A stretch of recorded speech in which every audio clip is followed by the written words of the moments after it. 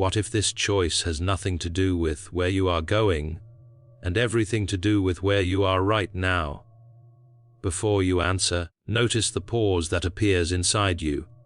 Not the pause where you calculate or compare, but the quieter one, where something simply leans forward. Some choices don't announce themselves loudly. They don't argue or persuade. They pull. And often, they pull from a place deeper than thought. At different points in life, we all arrive at crossroads.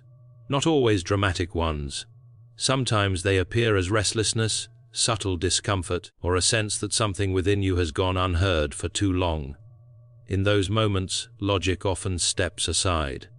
What remains is intuition, not as mystery, but as quiet truth. This is not a test about making the right decision. There is no correct direction here. Each path represents a psychological response, a way your inner world is currently relating to life.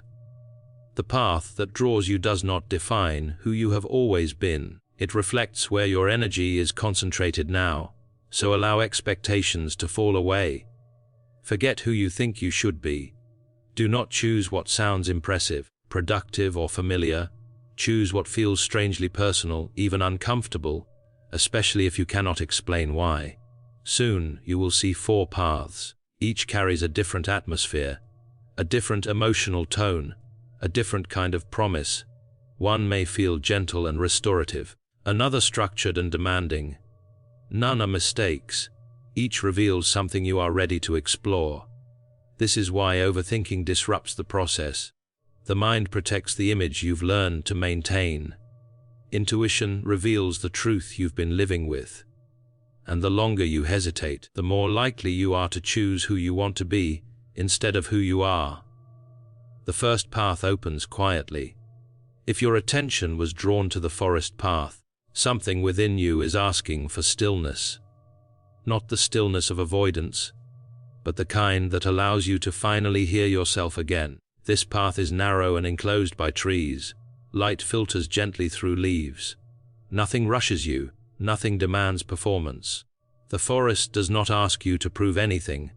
Psychologically, this choice often appears when emotional balance has become essential. Those drawn to the forest are usually perceptive, sensitive to atmosphere, and deeply aware of what is happening beneath the surface, even if they rarely speak about it. You may have spent a long time being strong for others, listening, adjusting, holding space, and now something inside you is tired of noise. This path reflects a desire for restoration, not reinvention, not escape, restoration. It often emerges when life has been emotionally heavy, when stress has been processed privately, or when the world has felt too demanding for too long. You may not feel broken, but you feel worn. There is wisdom in recognizing that. It shows emotional intelligence and an instinct for self-preservation. You understand, perhaps intuitively, that growth does not always come from pushing harder. Sometimes it comes from slowing down enough to notice what has been ignored. But every path carries a shadow. Those drawn to the forest may avoid confrontation. You may choose peace even when something needs to be expressed. Silence can protect, but it can also conceal unresolved truths. There is a risk of remaining comfortable for too long, mistaking calm for progress. The forest teaches patience, but it also asks for honesty. Healing is not disappearance, it is reconnection. And eventually, even the quietest path asks what you will carry back into the world. If this path felt familiar, ask yourself, what part of me is asking for care instead of control? But not all souls are seeking rest. Some are pulled toward direction. If your attention shifted toward the wide stone road leading toward the city, you are likely someone who finds meaning in movement, structure, and visible progress. This path is solid and clear. It does not hide itself. It moves forward with confidence, asking not how you feel, but what you are willing to build. Psychologically, this choice often belongs to those who value responsibility and purpose. You may be someone others rely on, someone who plans, organizes, and feels safest when life has direction. The city represents achievement, stability, and recognition, things created through effort, not chance. Those drawn to this path tend to be disciplined and resilient. You understand that consistency creates results. You move forward even when motivation fades. You may have learned early that control brings security and structure brings safety. There is real strength here. This mindset builds leaders, protectors, and creators of order.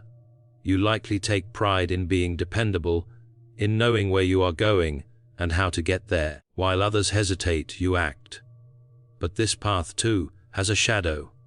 When life becomes a sequence of objectives, emotions can begin to feel like interruptions. You may postpone feeling in favor of efficiency, telling yourself you'll address it later. Over time, progress becomes a mask, one that hides exhaustion, loneliness, or a fear of slowing down. The stone road rarely asks why, it asks how fast. And sometimes the deeper question remains unanswered: who are you when there is nothing left to prove? Choosing this path does not mean you are cold or disconnected. It means you learn to survive by becoming capable, by staying in control. But control has limits. Eventually, effort alone is no longer enough. This path invites reflection, not on what you've achieved, but on what you've postponed feeling. Because beyond structure and success, there are paths that demand something deeper, and that is where the next direction begins. While some paths invite rest, others demand honesty. If your attention was drawn to the mountain path, something within you is already prepared for confrontation, not with the world, but with yourself. This path is steep and uneven, the air feels thinner, the ground is unstable. Nothing here promises comfort, and nothing guarantees success. Every step requires effort, presence, and resolve. Psychologically, the mountain path often appears during moments of deep inner transition. You may be shedding an old identity, questioning beliefs that once felt solid, or realizing that familiar structures no longer support who you are becoming. This choice reflects readiness, not for ease, but for truth. Those drawn to the mountain are rarely avoiding difficulty. They are facing it. You may carry an intense inner dialogue, constantly examining who you are and who you are becoming. At times, it can feel like you are both the climber and the critic, pushing forward while questioning every step. There is strength in this path. It shows courage, resilience, and depth. But it also carries a shadow. You may believe growth must always be painful. You may push yourself relentlessly, confusing self-discipline with self-worth. Rest can begin to feel like weakness. Isolation can quietly grow when others do not understand why you chose the harder road. The mountain does not ask you to suffer. It asks you to be honest. Transformation is not self-punishment, it is meaning. If this path resonated, ask yourself, am I growing, or am I being harsh with myself? The mountain exists to reshape you, not to break you. And once its lesson is learned, you are not meant to remain there forever. Because after confrontation, some souls do not seek struggle, they seek space. If you were drawn to the open path, what called you was not certainty, but possibility. This path stretches wide beneath an open sky. There are no walls, no strict direction, no visible destination, only movement, wind, and openness. Psychologically, this choice reflects a deep desire for freedom. Not rebellion, but room to breathe. You may feel confined by expectations, routines, or roles that once felt safe, but now feel restrictive.